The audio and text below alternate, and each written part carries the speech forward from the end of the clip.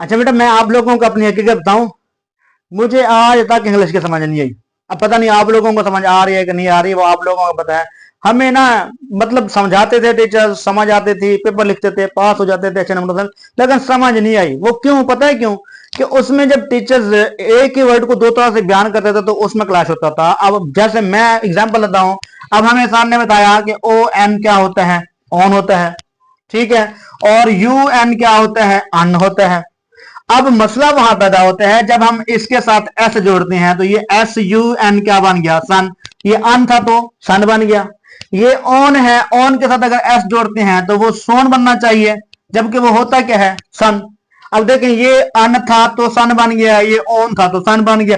अब इस चीज में कंफ्यूजन रहती है कि पता नहीं इसको हम कैसे डिफाइन करें, कैसे एक्सप्लेन करें कि ये जो एस ओ एन है वो सोन की बजाय सन बने, या एस यू एन जो सन है वो आगे उसको कैसे बनते हैं। ये पता नहीं कि इसकी क्या लॉजिक है, क्या स्ट्रेटेजी है, क्या इसका कॉन्सेप्ट है, मुझे नहीं पता चला, मुझे नहीं समझ आई अब तक। पता नहीं आप लोगों को समझ आ रही है कि नहीं आ रही है। अगर आप लोगों को समझ आ रही है इस चीज की, आप लोगों को पता है, तो मुझे वो क्लियर करें, मुझे कमेंट्स बॉक्स के जरिए से आप लोगों का अपना आंसर दें, या अपने टीचर से पूछ के बताएं कि सर इसकी क्या लॉजिक है कि जब हम ऑन के साथ एस जोड़ते हैं, ऑन की बजाय वो किस में चेंज जाता है, वो सन में चेंज जाता है। इस तरह अन है, अन के साथ एस जोड़ते हैं तो वो सन। ये तो समझ आ गई कि ये सन बनता है।